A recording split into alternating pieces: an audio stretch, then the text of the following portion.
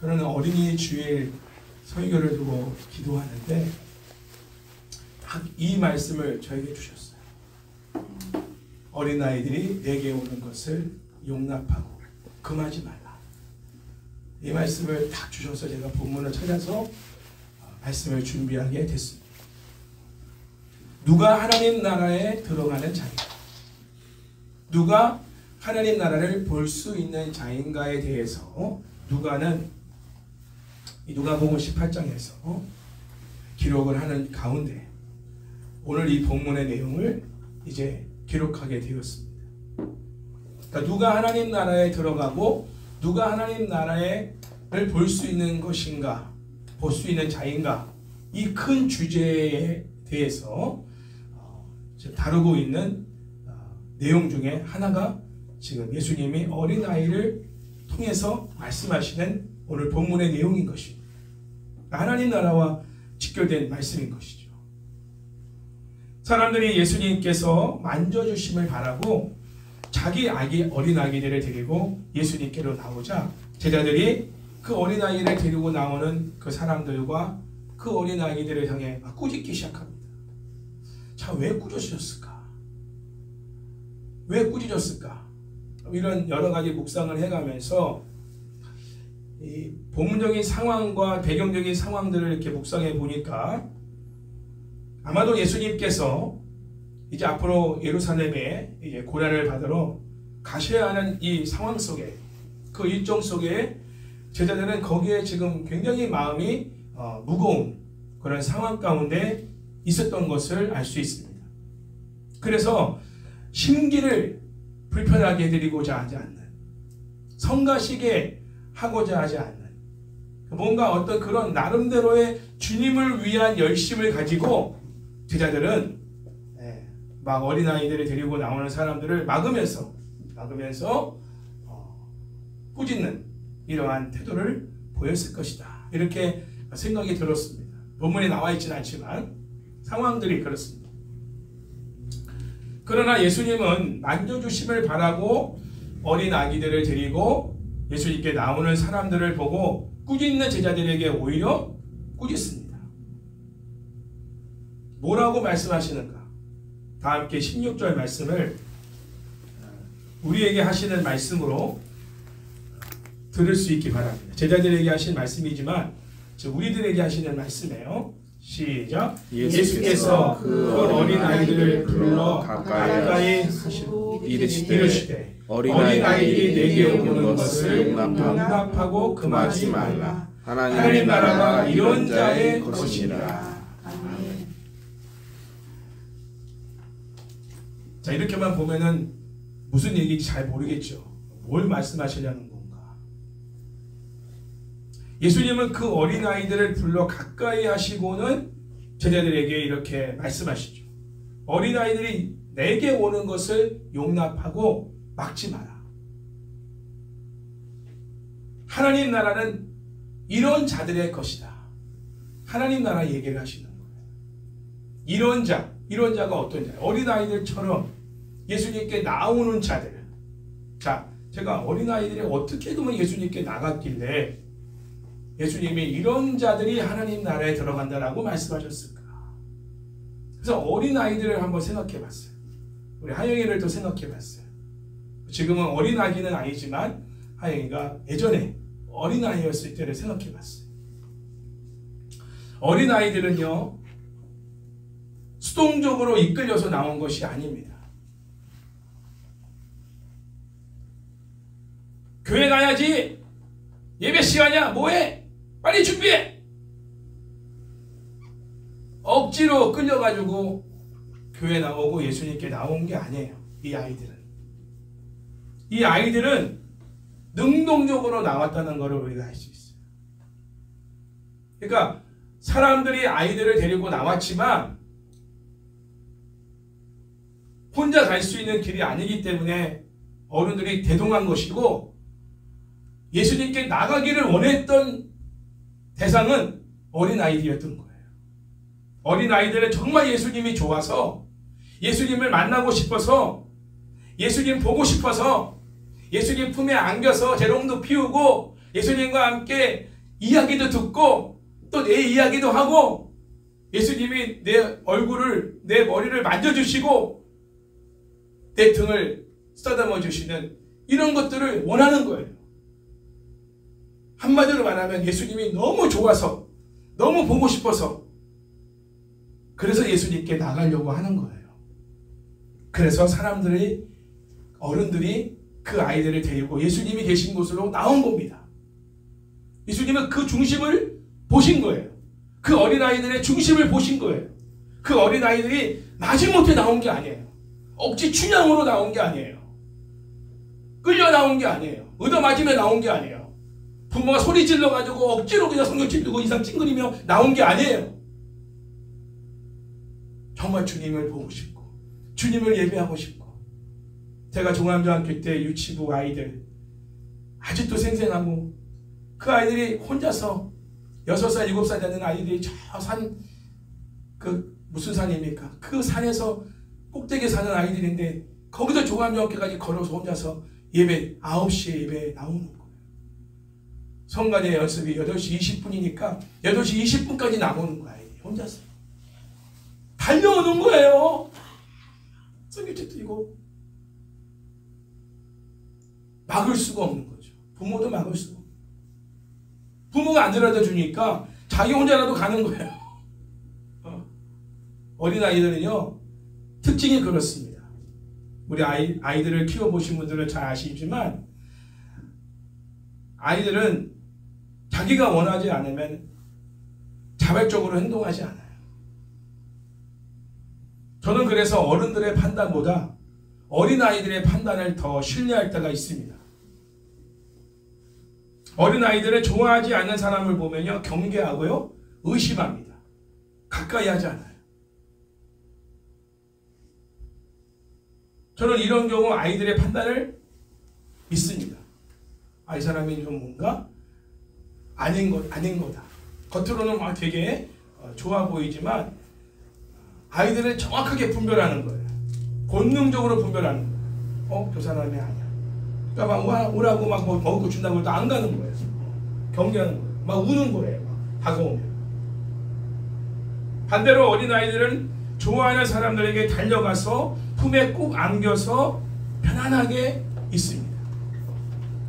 처음 보는 아저씨인데, 처음 보는 아줌마인데, 처음 보는 사람인데도 아기가 다 안겨가지고, 아니 그냥 얼굴을 내 어깨에다가 다 걸치고 그냥 울지 않고 편하게 있는 아이들이 있어요.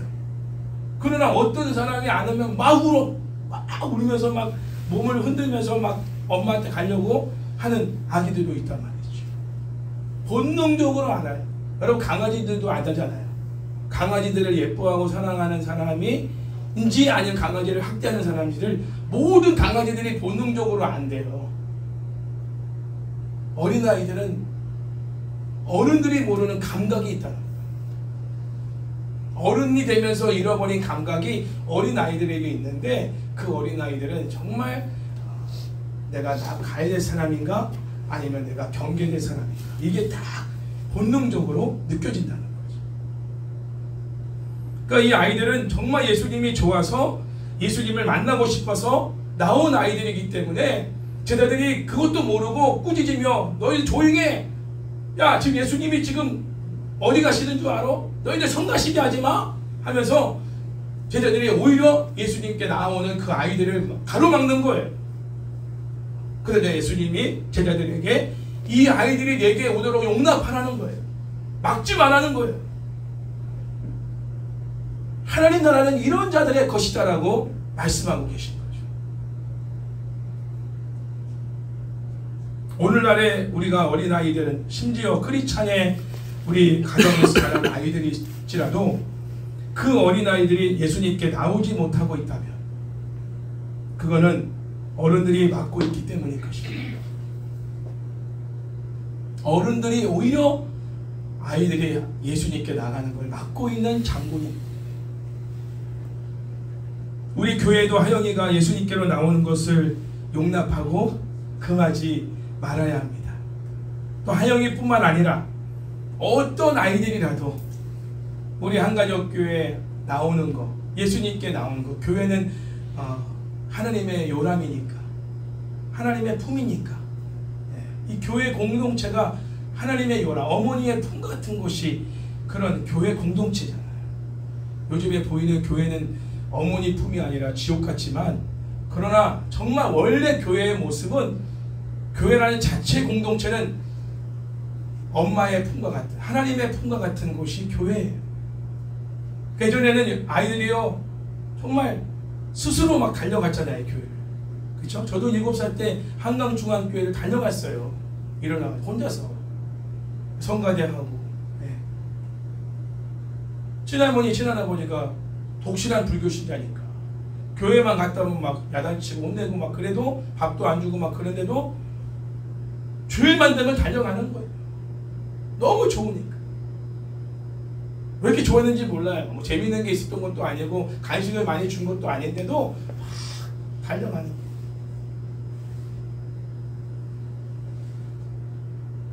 하영이뿐만 아니라 우리 주변에 보이는 어린아이들, 여러분 사는 아파트, 그리고 여러분이 만나는 어린아이들, 누가 되든 간에 그 어린아이들이 예수님께 나오는 것을 용납하고 막지 마라. 주의 음성으로 듣기 바랍니다. 하나님 나라는 이런 자들의 것이다. 어린아이들이 예배 순서에 참여할 기회도 많이 줘야 됩니다. 저번에 그런 부활주의 같은 예배는 참 좋아요. 한영이도 참여를 했으니까. 나중에는 우리 한영이도 반주자로서 반주도 할 그런 기회가 있겠지만, 한영이뿐만 아니라 앞으로 우리 교회에 올 모든 아이들이 예배에 적극적으로 참여하는 그런 기회를 줘야 돼요. 너희들이 뭘 알아? 너희들이 예배를 오히려 방해하는 존재들이야. 조용히 해. 시끄러. 떠들지 마. 움직이지 마. 장난치지 마. 그거를 어른들이 하고 있는 거예요. 교회에서. 목사님한테 막 다가오면 목사님 피곤하게 하지 말라고 막 가로막고 있는 장로님들. 목사님한테 막 달려가서 막 앵기고 막 안기고 막 장난치고 목사님한테 막 물총 쏘고 막 하면, 어디 목사님한테 이런 짓을 하냐고 말해. 이러면서 막 볼기짝을 때리는 고사님들. 그런 분들이 교회 중직자들, 아주 충성된 주의 일꾼들이라고 하는 사람들이 오히려 어린아이들이 예수님께로 나오는 것을 가로막는 장본인인 경우가 많다는 거예요. 제가 경험한 어린 시절에 신앙생활도 봐도 제자들이 주님께 충성된 사람들 아닙니까? 그렇죠? 주님을 위한다고 하는 거예요, 사실은. 그러나 그게 주님을 위한 게 아니라는 거예요. 오히려 주님 마음을 근심케 하는 행동들을 하고 있는 거예요. 물론 우리가 어린아이들이 예수님께 나오지 못하게 금한 적은 없지만, 교회에 못 오게 하고 예수님 못 믿게 만든 적은 없지만, 우리의 말과 표정과 행동으로 어린아이들이 예수님께 나오지 못하게 가로막은 적은 없었는지를 우리가 이 시간 돌아볼 수 있어야 됩니다. 저는 사실 어린이 주일 이 예배를 준비하면서 마음이 굉장히 무거웠어요. 그래서 우리 집사람도 왜 기분 안 좋은 일이 있냐고 내 표정을 살피면서 말하면, 아니야, 그냥 뭐 심적인 기분이 왔다 갔다 하고 그런 상황이니까 그렇지, 당신 때문에 그런 거 아니니까 신경 쓰지 마라. 한 주간 동안 너무 괴로웠어요. 그리고 하나님 앞에 회개도 많이 하는 시간들을 가졌어요. 왜냐하면 제가 왜 이번에 이 어린이 주일을 맞이하면서 설교 준비하면서 특별히 이 말씀을 저에게 주셨다지 하나님께서 어린아이들이 내게 오는 것을 용납하고 막지 마라, 이 말씀을 나에게 다 꽂아줬단 말이에요. 그러면 생각난 사람들이 누구냐면 우리 자녀들인 거예요. 우리 자녀들. 사실 제가 부교육자 생활했을 때 교회들이나 또 한가족교회를 개척했을 때 또 만났던 그런 어린아이들, 청소년들, 청년들은 제가 정말 혼신을 다해서 정말 그들을 용납하고 주님께로 인도하려고 힘썼어요. 반면에 우리 자녀들에게는 제가 그만큼의 열정과 관심과 사랑으로 이 아이들을 따뜻하게 대해주지 못했다는 것을 깨닫게 하시고, 특히 종암중학교에서 제가 유치부를 맡았어요. 그때 우리 은총이도 은정이 있었습니다. 은희는 안 태어났으니까. 우리 아이들도 같이 유치부 학생들이에요. 제가 월요일이면은 양재 횃불회관에 있는 그 도서관에 가서 유치부 설교를 준비하기 위해서 아침 일찍 가서 밤늦게까지 책을 이렇게 쌓아놓고 유치부 설교를 준비하고 돌아옵니다. 월요일은 쉬는 날이잖아요. 유일하게 교육자들이. 그리고 화요일부터는 계속 이제 그 아이들을 위한 이 설교를 이제 어떻게 오감을 동원해서 이 말씀을 전할 것인가를 연구하기 위해서 선생님들을 모아놓고 일주일에 2번 정도를 평일날 나오게 해서 같이 그것을 시어링하고, 또 간식은 뭐로 할 거며, 활동은 뭐로 할 거며, 예배 순서는 누구누구를 세울 거며, 이걸 다 세팅하고 준비하는, 또 연습을 하는 부분에 시간을 씁니다. 유치부만 맡은 게 아니죠. 또 청년부를 맡았단 말이에요. 청년 일부를. 청년들도 신방도 가야 되는 거예요. 직장 신방, 그리고 학교 신방 가는 거예요. 그 새벽 예배 드리죠. 또 철야 예배 또 찬양 인도해야 되죠. 수요 예배 또 인도해야 되죠. 새벽에 나가서 새벽에 들어왔어요, 집에. 주중에는. 주일날은 또 아침 일찍 나가면 밤늦게까지 10시 가까이 돼야 집에. 회의 끝나면 10시니까. 교육자 회의 끝나면. 그러니 아이들 놀아줄 시간이 없는 거예요. 물론 이제 은정이는 깐난 애기니까 내 역할보다 이제 엄마 역할이 컸고, 은지도 이제 태어난 지 얼마 안 됐으니까 이제 엄마가 품에 있지만, 은총이가 그때 4살 때였대. 4살 때. 내가 교회만 가면 뒤에서 그냥 아빠 소리 지르는 거야. 막 따라오다가 내가 어떻게 교육자식 데리고 갈 수가 없잖아요. 그러니까 아빠 부르면은 내가 걔를 떨어놓고 가거나 걔를 성교원에 데려다 주고, 나올 때 또 성교원도 안 들어가. 아빠가 놀고 싶다는 거예요. 그 4년 동안을 걔가 7살까지 종합중학교에 있었으니까 놀아주지 못한 거예요. 물론 청년들과 같이 롯데월드 가고 어디 뭐 중도 유원지 가고 청년들과 같이 움직일 때는 같이 갔죠. 그러나 그 아이에게 1대1로 내가 그 아이와 같이 놀아준 적이 없는 거예요. 개척하고도 마찬가지예요. 개척하고 나서도 이제 은희가 태어났죠. 은총이가 7살이었어요. 그런데 아이들이 그때도 막 얼마나 그때 아빠를 찾았는지 몰라. 아빠하고 축구하고 싶다. 아빠하고 연날 얘기하고 싶다. 근데 막 피곤에 쪄들려가지고 내가 우리 고집사 얼굴을 보면 내가 그때 내 모습이 생각나는 거야. 아무리 피곤해도 하영이야 놀아줘라. 내가 그 얘기 하는 이유가 나같이 후회하지 말라는 얘기를 하는 거야. 찾을 때 놀아줘라. 찾을 때 아빠에게 앵길 때 안아줘라. 그 기회가 몇 년 되지 않거든요. 그러니까 지금 이렇게 우리 아들이 방황하고 오랫동안 하나님 곁에 떠나서 이렇게 사는 가장 장본인이 누구냐? 나다. 내가 은총이로 하여금 예수님께 나가는 것을 가로막고 있었다는 걸 깨닫게 하신 거야. 그리고 구체적으로 그 아이에게 잘못했던 행동들을 다 제가 카톡에다가 메모를 해놨어요. 언젠가는 그걸 편지로나 아니면 뭐 카톡으로 하고 싶진 않고 대화로 이렇게 하나하나 내가 그걸 고백하면서 용서를 구하려고 하는 마음을까지 주셨어요. 그러나 하나님 앞에 내가 먼저 그 부분을 회개할 수 있는 마음을 이번 한 주간 동안 참 우울한 힘든 어린이의 주일을 준비하는 시간이었어요. 저한테. 반면에 우리 하영이한테는 정말 제가 원 없이 사랑해줬죠. 그거를 우리 아이들이 굉장히 많이 부러워했어요. 우리 은총이는 종합중학교 때 예배 시간에 뭐 과자 먹거나 뭐 어디 움직이거나 그러면 제가 데리고 올라가서 걔를 때렸어요. 그걸 아직도 기억하고 있어요. 때릴 일이 아니란 말이에요. 솔직히 생각해보면.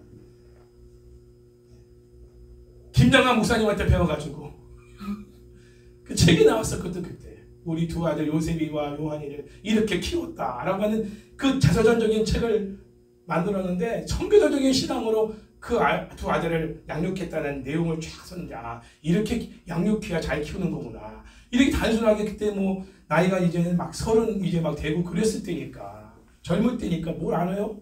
그리고 본보기가 없잖아요. 본보기가. 우리 아버지가 내가 그렇게 한 것도 아니고 내가 어디서 보고 배운 게 없는 거야. 그러니까 김장한 목사님이 그 당시 최고 우리 한국 교계의 가장 훌륭한 목사님이시니까 이분이 이렇게 양육했으면 정말 우리 아들이 훌륭한 앞으로 목사님이 되겠구나 이런 마음을 가지고 양육을 했는데 그게 그 아이한테는 큰 상처가 된 거죠. 그리고 우리 은정이, 은희도 사실은 다른 우리 어린아이들, 준호나 뭐 지혜나 뭐 순찬이, 순태, 비찬이, 그리고 또 뭐 우리 아라, 혜원이 뭐 등등 우리 호담이 등 수많은 그 아이들, 또 영태, 그리고 또 누구야, 또 이런 많은 어린아이들을 대했던 만큼 내가 우리 아이들을 대했다면 내가 참 아이들이 그렇게 힘든 청소년기를 보내지 않았을 텐데 그런 후회가 많이 되면서 변명과 핑계를 대려면 많아요. 그러나 하나님 앞에서 하나님이 깨닫게 하셨기 때문에 이유를 막론하고 변명을 막론하고 잘못했습니다. 하나님, 제가 아이들에게 정말 한다고 했지만 그러나 최선을 다하여 저 아이들처럼 우리 청년들 대한 것처럼 대하지 못했습니다. 용서해 주십시오. 그리고 아이들의 상한 마음을 치료해 주십시오. 그래서 제가 오늘은 사실 은총이는 빠졌지만 우리 은지, 은정이, 은희에게 어린아이는 아니지만 어린이 주일을 맞이하여 그 어린 시절에 내가 우리 은지와 은정이, 은희 그리고 이 자리에 없는 은총이한테 정말 오늘 이 말씀처럼 내게 나오는 것을 용납하고 막지 말라는 이 말씀에 순종하여 아이들을 대하지 못했던 것들을 회개하고 우리 아이들에게 미안한 마음을 표현합니다. 우리는 어떻습니까? 저는 그렇습니다. 여러분은 어떻습니까? 여러분의 자녀들은 어린 시절에 여러분이 어떻게 대했습니까? 제 이야기가 제 얘기야만은 아닐 것입니다. 저는 고집사 부부는 제가 계속 그런 부분을 얘기하는 거는 그런 실수하지 마. 보고 자랐으니까, 봤으니까. 우리 윤선 집사는 우리가 어떻게 한 걸 봤으니까 그런 성품이고 성향이지만 참아야 된다. 라영이가 그렇게 막 이렇게 드세고 막 열정적이고 막 뛰어다니고 그런 성향이 아니니까 참 다행이에요. 감사해요. 그런 어쨌든 많이 참고 인내하며 계속 품어주는 이런 모습으로 생활하는 게 너무 감사하고 고맙고 물론 내 아이는 아니지만 우리 하영이도 정말 하나님 나라 안에서 하나님 나라는 하영이의 것이다. 하영이가 하나님 나라에 들어와 있는 자라는 거야. 그러니까 내 거라는 거죠. 하나님 거라는 거지. 그런 귀한 생명을 너희가 함부로 대한다는 거는 이거는 나를 함부로 대하는 것이다. 이렇게 들리는 거예요. 메시지. 제자들에게 책망하시는 말씀이. 우리도 예배 시간에 아이들이 떠들고 왔다 갔다 하며 장난친다는 이유로 야단치고 혼내며 인상을 찌푸린 적이 있었습니다. 저도 예전에 참 많이 했죠. 그러니까 우리 아이들이니까 못 참는 거예요. 다른 아이들이니까 참는 거예요. 사실 우리 아이들까지도 참아야 되는데 가깝다는 이유로 내 자식이라는 이유로 내가 함부로 한 것이 하나님의 자녀인데 하나님이 나에게 맡긴 선물인데 그래서 내가 10년 넘게 우리 아들로 인해서 이렇게 힘들고 아픈 마음을 느끼며 지금까지도 이렇게 정말 힘든 이러한 마음고생을 하며 살도록 허락하신 건 내 죄의 형벌이다. 나는 그렇게 생각을 지금 갖고 있어요. 그 아이가 미운 게 아니라 내가 미안한 거고 내가 회개하고 하나님께 돌이키면 하나님이 그 아이의 상한 마음을 만져주시면서 나를 용서해 주면서 하나님께 돌아오기가 빠를 것이다. 이런 어떤 마음을 주셨기 때문에 제가 오늘 이렇게 힘든 고백이지만 다 알지만 그러나 공개적으로 제가 이 하나님이 주신 그대로 제가 한 주간 동안 정말 힘들었던 그 마음들을 여러분에게 표현하는 것입니다. 여러분도 혹시나 아이들을 양육하거나 내 아이가 아니더라도 다른 아이들이라도 양육하거나 이렇게 교육하고 있는 가운데서 그 아이들에게 상처를 주거나 그 아이들에게 눈물을 흘리게 만들거나 그 아이들이 막 정말 잘못했다고 빌면서 막 그렇게 애걸복걸 하는데도 그냥 사정없이 매를 들거나 이런 어떤 행동들을 한 것이 기억나면은 하나님 앞에 지금이라도 저처럼 회개하고 통회할 수 있기 바라고 그래서 관계가 회복되는 은혜가 있기를 원합니다. 표면적으로는 저도 우리 아버지를 아버지로서 대해요. 표면적으로는 제가 그렇게 대할 사람들을 지금은 어른이니까 대할 수 있어요. 그러나 감정적인 부분과 이 속에 있는 어떤 내 안에 우는 아이가 있단 말이에요. 내 안에 어린 시절에 울고 있는 내 자아가 있단 말이에요. 아직까지. 그 우는 아이들을 울지 않게끔 다듬어주고 보듬어주고 미안하다. 그때 내가 정말 내가 너무 어리고 부족하여 이렇게 너한테 함부로 했구나. 저는 100번이라도 1000번이라도 그 아이가 내 용서를 받아줄 때까지 그 마음의 상처가 치유될 때까지 계속 용서를 구하고 미안하다는 말을 할 각오까지 돼 있어요. 왜? 나로 인해서 발생한 상처니까. 다윗이 그래서 압살롬의 그 죽음에 대해서 그렇게 괴로워했던 거예요. 압살롬이 정말 잘못했죠. 표면적으로만 보면 압살롬이 정말 죽을 죄를 졌어요. 그리고 아버지를 대항했죠. 그러나 다윗은 하나님의 말씀을 어기고 우리야 장군을 죽이고 바세바를 취했단 말이에요. 피를 흘렸단 말이죠. 사람을 죽였단 말이죠. 그 너희 집안에 칼로 인해 죽음에 당하는 이들이 끊어지지 않을 것이다. 하나님이 그렇게 딱 징계를 내리신 거 아닙니까? 그 징계의 한 부분으로서 그런 일들이 왔다는 걸 다윗은 누구보다 잘 알기 때문에 마지막 순간까지 압살롬이 죽지 않기를 그래서 내 아들을 죽이지 말라고 그 구대장관 요압이나 모든 구대장관을 모아놓고 부탁을 한 거예요. 그러나 결국은 요압 장군이 그 한 사람을 통해 소년을 통해서 죽이게 하지 않습니까? 그래서 압살롬이 떠나가면서 막 대성통곡하고 운 거예요. 그러니까 왕이니까 더군다나 그 아들만 가지고 또 그럴 수 없잖아요. 전쟁에 나가서 승리하고 들어온 그 군인들의 사기가 또 떨어지잖아요. 다시 눈물을 그치고 또 그들이 다 승리하고 돌아온 것을 축하해주고 박수 쳐야 되는 그 두 가지 마음을 갖고 있는 다윗의 마음이 얼마나 힘들었을까 그 자리에서. 제가 느껴지는 거예요. 그 한 번의 죄가 다윗의 인생에 정말 큰 상처와 아픔으로 본인 자신도 공고한 인생을 살게 된 거죠. 하나님은 죄는 용서하되 죄의 형벌은 면하지 않거든요.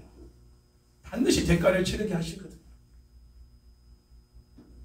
저는 그런 생각을 갖습니다. 여러분들도 혹여나 그리고 앞으로는 정말 우리 하영이만이 아니더라도 어떤 길거리에서 만나는 아이들이랄지라도 특히 운전할 때도 아이들이 지나가면 서주시고 서주시고 다 지나갈 때 손 들고 걸어가는 아이들 보면 너무 귀여워요. 그렇죠? 손 들고 다 그래서 그리고 인사까지 이렇게 해드리는 아유 얼마나 내가 숙연해지는지 몰라. 아유 저 아이는 나보다 훨씬 더 인격적이다. 아무리 우리가 바쁘게 돈 벌려고 애쓰고 우리가 정말 나에게 사역이 내 자녀들보다 더 귀했단 말이에요. 그 당시 일반 성도들은 사업이 일이 내 자식들보다 더 귀하게 여길 수 있어요. 특히 아버지들은 그럴 수 있어요. 왜? 밖에 일을 하는 사람들이니까. 그 돈을 벌어다가 가족들을 먹여 살려야 된다는 그 책임감이 있기 때문에.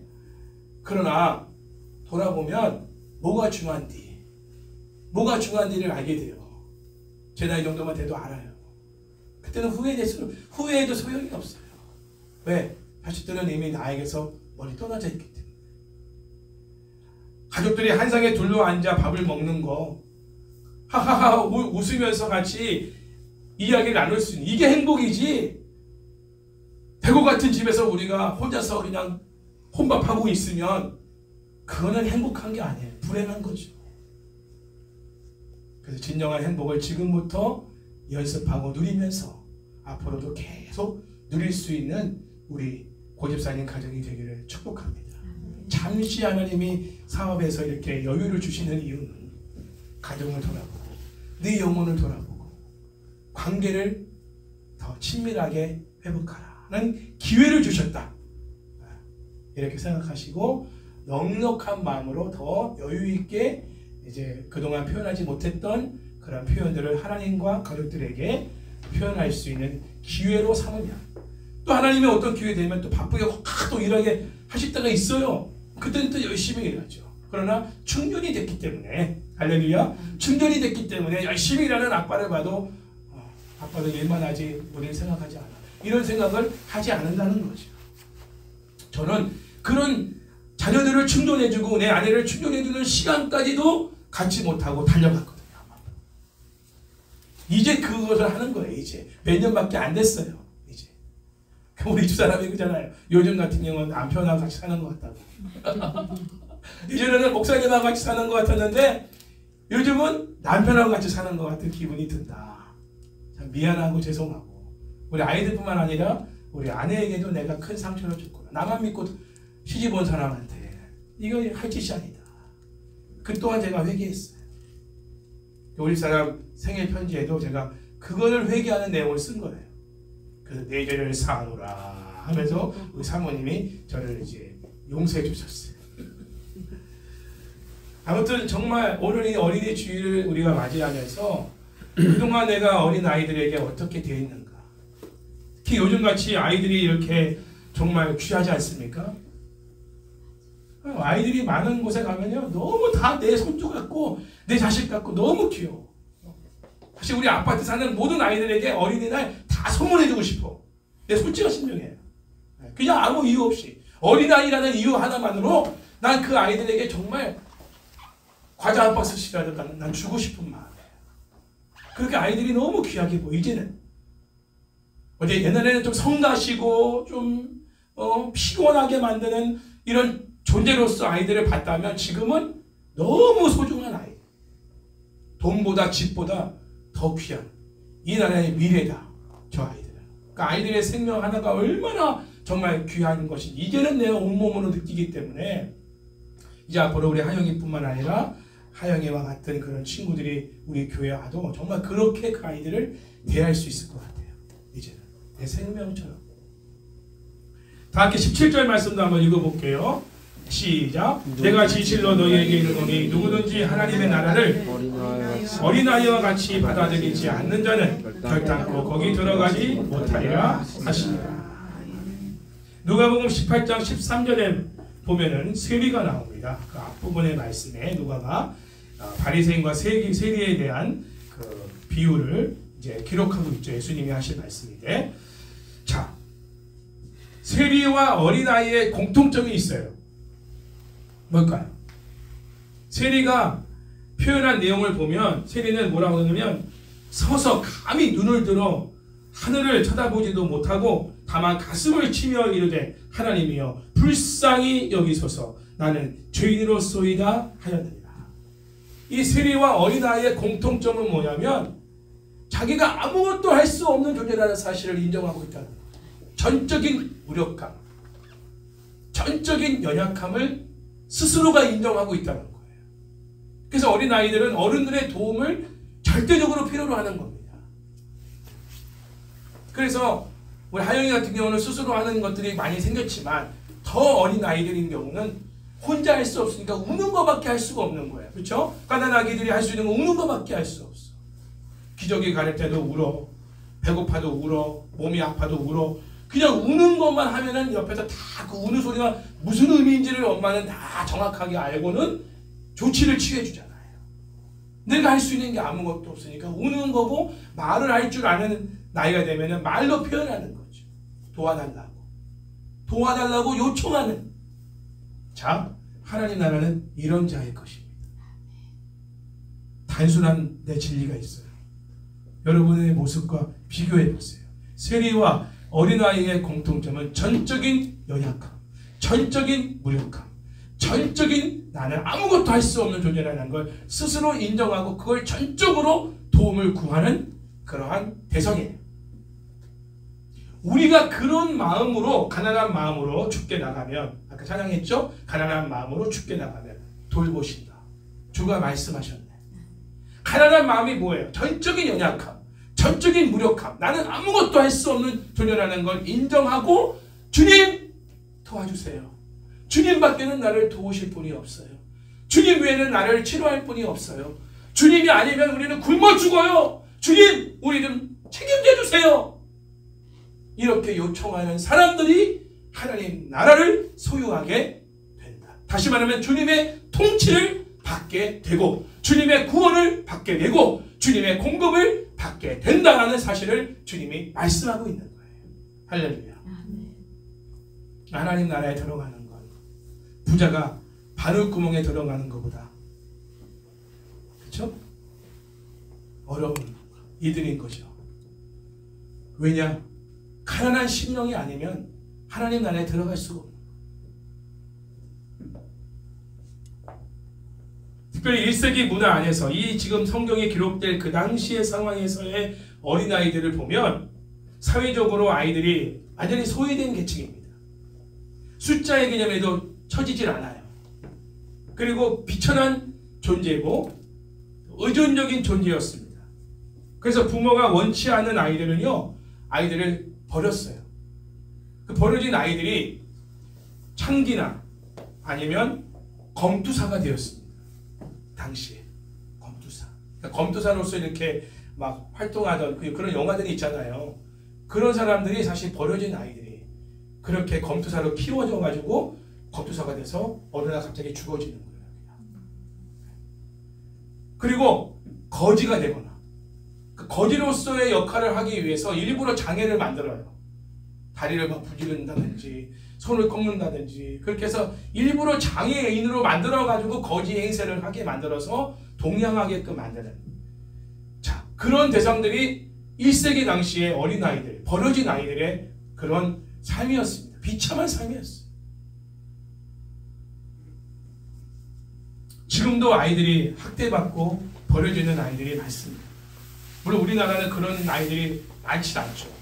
낙태가 돼서 죽거나 아니면 미혼모로서 아이를 낳아서 키울 수가 없어서 외국으로 입양을 보내는 그런 아이들이 있지만, 그러나 지금도 해외에 나가보면 열악한 나라들 보면 아프리카나 중동 지역이나 여러 이런 열악한 나라를 가보면 아이들이 정말 열악한 환경 속에서 일을 하며 또 노예로 매매가 되며 또 성매매 사업에 그렇게 쓰여지고 또 공장 노동자로서 저임금을 받으며 착취를 당하고, 그 커피 사업이나 또 축구공 만드는 그런 일들을 어린아이들이 한다잖아요. 손이 다 뜯어지고 그때는 돈을 몇 푼 받지도 못해. 너무 안타까운 현실이 지금도 세계 곳곳에서 어린아이들을 그렇게 학대하고 있는 그런 아이들이 너무나 많은 거예요. 그러니까 김여화 씨가 참 귀한 일을 하는 거예요. 그 어린아이들을 입양해서 그렇죠? 공부 가르치고 사회생활을 할 수 있는 아이들로 한 20명 정도의 아이들을 품었어. 그래서 우리가 정말 그런 아이들을 품고 그런 아이들을 이렇게 자라게 하고 그런 아이들이 정말 사회인으로서 자라서 또 나와 같은 그런 어린아이들을 또 품는, 네, 그런 사람들로 살아가도록 돕는 그런 일들을 우리가, 우리 자녀들도 우리 집사님 가정도 그렇게 정말 앞으로도 살아갔으면 좋겠다. 오늘 말씀을 통해서 그런 생각이 듭니다. 많은 하나님이 기뻐하시는 사역들이 있지만 버려진 아이들, 고아와 과부의 하나님 아니십니까? 그렇죠? 하나님은 굳이 왜 그 많은 대상 중에 고아와 과부라고 했냐면 정말로 인간 대접을 못 받아요. 고아와 과부는 인간 대접을 못 받는 대상이라. 그러니까 그런 사람들을 하나님은 너무나 치근히 여기는 분이시다. 그런 사람을 도울 때 정말 하나님이 가장 기뻐하시는 거죠. 강내호 집사님도 그런 음성을 들었잖아요. 이제 그 아이들을 입양하고, 애기 아이들을 입양한 게 아니라 다 거의 다 큰 아이들을 입양했잖아요. 입양했을 때 고맙다. 하나님이 그러셨대요. 강내호 집사 부부한테. 고맙다. 내가 이 아이들을 누구에게 맡길까? 이렇게 정말 고민하고 있었는데 너희가 이 아이들을 맡아줘서 고맙고, 그러면서 어떻게 보면 강량호 집사가 지금 이렇게 막 여러 곳에서 사역을 하면서 하나님이 지금 막 강권적으로 강량호 집사가 돈이 있어서가 아니라 그 사람을 들어서 지금 많은 일들을 하시는 일들이 일어나고 있는 거예요. 그 이후로 우리 교회에서 간증하고 난 이후 아이들을 입양했고, 그 입양하면서 힘든 과정들을 겪었지만 그 아이들을 정말 사랑으로 품면서, 아이가 없으니까 아이를 직접 낳을 수가 없는 상황이니까 그 아이를 어떻게 할까 하는 하나님이 입양에 대한 마음을 주시면서 그 아이를 입양하고, 또 강아지들도 4마리나 또 이렇게 입양해서 또 이렇게 키우고, 하나님이 정말 기뻐하는 일을 하고 있는 거죠. 그러니까 하나님이 또 하나님이 기뻐하시는 다른 일들에 또 그 부부를 사용하시는 도구로 쓰시는 걸 봐요. 아, 그렇구나. 하나님 정말 이 어린아이들이 소외되고 버려진 아이들을 돌보는 것을 너무 귀하게 여기시는구나. 오늘 어린이 주일을 맞이해서 우리 한영이도 생각하지만 아직도 버려지고 학대받고 부모 사랑 못 받고 정말 이렇게 이런 아이들이 얼마나 많은데 그 아이들을 정말 우리가 품을 수만 있다면 어린이 주일을 통해서 그런 비전과 그런 어떤 사명을 우리가 다시 한번 하나님께 기도하면서 받을 수 있는 그런 어린이 주일이 됐으면 좋겠다 하는 생각입니다. 우리 한가족교회 이제 앞으로 하나님이 어떤 아이들을 보내주시든지 또 만나게 하시든지 그 아이들을 잘 용납하고 그 아이들이 주님께 나가는 길을 금하지 않도록 우리의 언행 심사를 정말 하나님께서 온전하고 정말 성숙하게 다듬어 주시도록 이제는 우리가 변해야 어린아이들에게 정말 진정한 하나님의 사랑을 보여줄 수가 있다는 것, 그것을 깨닫게 됩니다. 예수님이 세우신 하나님 나라의 공동체는 소외되고 비천하며 무력하며 누군가의 도움이 없이는 살 수 없는 어린아이들을 환영하고 또 그들이 지위를 얻고 신분을 얻어 높임을 받는 곳이 바로 하나님 나라의 공동체의 모습이라는 것을 우리가 깨달아야 돼요. 그래서 정말 우리 교회가 앞으로 정말 이제는 어린아이들의 천국이 되는 그런 교회가 됐으면 좋겠고, 공간이 필요하다면 그런 아이들에게 필요한 공간이 만들어졌으면 좋겠다. 예전에 종합중학교 때는 아이들 유치부실이 저 지하 보일러실에 있었어요. 그건 하나님 나라의 모습이 아니라는 거예요. 하나님 나라는 아까도 다시 말씀드려요. 소외되고 비천하며 무력하며 누군가의 도움이 없이는 살 수 없는 어린 아이들 뿐만 아니라 또 그런 소외된 사람들이 환영받고 그들의 지위와 신분이 극상승돼서 높임받는 그런 곳이 하나님 나라의 공동체라는 거예요. 그런 모습을 보여주지 않는 교회는 하나님 나라가 임한 교회가 아닌 거예요. 아직도 어른들, 특권층, 중직자들만 정말 호화호식 누리고 따로 구별돼서 식사하고 대접받는 그런 교회라면 그런 교회는 하나님 나라가 임한 교회가 아니라는 겁니다. 오히려 소외되고 가난하고 비천하고 어린 아이들이 존경받고 존대받고 환영받고 높임받는 그러한 곳, 그런 교회가, 그런 가정이 하나님 나라가 임한 가정이고 교회라는 거죠. 우리 목장 모임 때도 우리 하영이가 제일 오랫동안 이야기할 수 있는 시간을 주시기를 주의 이름으로 축복합니다. 그게 하나님 나라예요. 나는 그거 못했어요. 내가 말을 더 많이 했어요. 내가 말을 더 많이 했어. 들어주기보다 내 말을 더 많이 하고 가르치기를 많이 하고 지도하기를 많이 하고 혼내기를 많이 했어요. 그거는 하나님 나라가 아니라 지옥이에요. 지옥. 아이가 무슨 말이든지 표현할 수 있는, 마음껏 자기의 어떤 의사를 표현할 수 있는, 희노애락이 다 드러날 수 있는, 그래도 거기에 대해서 같이 반응하고 같이 기뻐하고 같이 울고 같이 행복해하고 같이 슬퍼하는 이러한 가정, 그게 하나님 나라, 예수님이 임한 가정, 그리고 그런 교회, 그런 사회, 그런 곳이 하나님 나라가 임한 곳이라는 거죠. 우리도 하나님의 통치와 구원을 받기 위해서는 내 자신이 완전히 무력한 존재이며 예수님만을 온전히 의지하며 예수님께 나아가 모든 도움을 기도로서 구해야 한다는 것입니다. 그럴 때 하나님의 통치를 우리가 직접적으로 받을 수가 있다는 것이죠. 다시 한번 기억하세요. 어린아이들은 자신을 사랑하고 따뜻하게 보살펴주는 사람에게 완전한 신뢰를 보인다는 겁니다. 제가 목회하면서 가장 보람을 느꼈던 시간을 뽑으라면 유치부 2년이에요. 제가 유치부 아이들은요, 우리가 그 아이들을 위해 힘써주고 사랑해준 만큼 그 아이들은 그만큼 하나님을 향해서 사랑을 표현하고 선생님들을 절대적으로 의지하고 목사님을 신뢰했어요. 그래서 그런 아이들을 위해서 제가 기도해주면 그 아이들은 아멘 하면서 받아버려요. 왜? 내가 신뢰하는 그분이 나를 위해 기도해주니까 그대로 될 거를 믿는 거예요. 그리고 하나님 놀라운 역사가 일어나는 거죠. 단순한 거 아이들이. 그렇죠. 그리고 청소년들은 절대 배신하지 않아요. 내가 지금까지 경험한 신앙생활을 하면서 전 세대를 다 양육해봤지만 어른들은 배신해도 청소년들은 배신하지 않아요. 청소년 때 정말 헌신하여 내가 다 쏟아부은 아이들은 나중 가서도 그 사랑을 잊지 못해요. 나중에는 그 청소년들이 그 사람의 동역자가 됐어. 힘이 되어주는 이런 역할을 하는 대상이 된다. 그래서 이 어린 아이들과 청소년들을 가르치는 일을 하시는 분들은 정말 지금은 소진하는 것 같고 다 모든 걸 그냥 낭비하는 것처럼 보이지 모르지만 그 거룩한 낭비가 결코 헛되지 않다는 거예요. 하나님께 영광이 되고 다 여러분들에게 돌아온다는 거죠. 그리고 우리 자신도 이 어린아이와 같은 그 모습으로 주님께 나아가야만 주님의 통치를 받을 수 있다.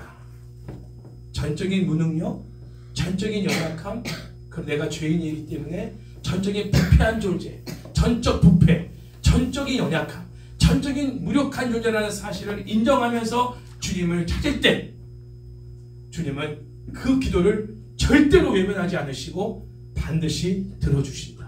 그러나 그 상태에 우리가 놓이는 것이 어려운 문제인 거죠.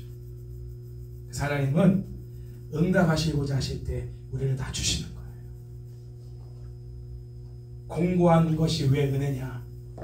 그 공고할 때 나를 찾게 하시는 거예요. 하나님을 찾게 하시는 거예요. 그래야 하나님은 그 공고한 중에 부르짖는 기도를 들어주시는 분이시니까. 지금이 우리가 공고할 때입니다. 그 심정으로 주님을 찾으십시오. 주님께 구하십시오. 오늘 아까 찬양한 것처럼 있는 모습 그대로, 솔직한 모습 그대로, 힘들면 힘든 대로, 아프면 아픈 대로, 속상하면 속상한 마음 그대로 가지고 주님 앞에 나가서 토로하십시오. 그러면 주님께서 우리를 위로해 주시고 치료해 주시는 그 하나님의 놀라운 통치를 경험하는 은혜를 누리게 될 것입니다. 오늘 어린이 주일 통해 참 많은 생각들을 합니다. 하영이에게 제일 먼저 감사하고 하나님이 벌써 12년 가까이 이렇게 하나님이 양육해 주셨다. 편지 쓰면서 제가 하영이가 이렇게 나이가 들었나? 태어나기 전부터 기도했는데 근데 하나님이 그 12년 세월이 너무나 빨리 지나갔지만 정말 하루도 쉬지 않고 하영이를 위해서 기도했던 것들을 생각나게 하셨어요. 내 편지에 그걸 썼어요. 내가 하루도 쉬지 않고 하영이를 위해 기도했다. 지금까지 10년 동안. 그리고 앞으로도 기도할 것이다. 그 사랑은 하나님이 주신 사랑이에요. 특별한 사랑이에요. 그리고 이제 하영이만이 아니라 그런 아이들이 이제 더 많아져서, 그리고 우리 주변에 있는 우리 조카들도 마찬가지. 다 그 아이들도 기도를 심어야 돼. 계속. 그 교회만 나오고 예수님 다 믿고 그리고만 기도하는 제일 중요한 기도지만 그 아이들의 문제 하나하나, 지금 겪고 있는 문제 하나하나를 가지고 우리가 기도를 심어야 돼. 그 주님이 기뻐하시는 일이다. 특별히 예수를 믿지 않는 집안의 아이들을 위해서 기도하는 거 고맙다. 고맙다. 이렇게 하나님이 표현하실 거라요. 그 부모가 기도하지 않는데 너희가 대신 기도해 주니 고맙다. 내가 이 아이들을 위해서 누가 기도할까라고 고민했는데 너희가 기도해 주니 난 참 고맙다. 이런 마음을 하나님이 우리에게 느끼게 해주시기를 바라고, 마지막 세 번째, 내가 이런 어린아이와 같은 심정으로 날마다 주님 앞에 나아가 도움을 구하여 주님의 완전한 통치를 받는 그러한 어린이 주일이 되시기를 주의 이름으로 축원합니다.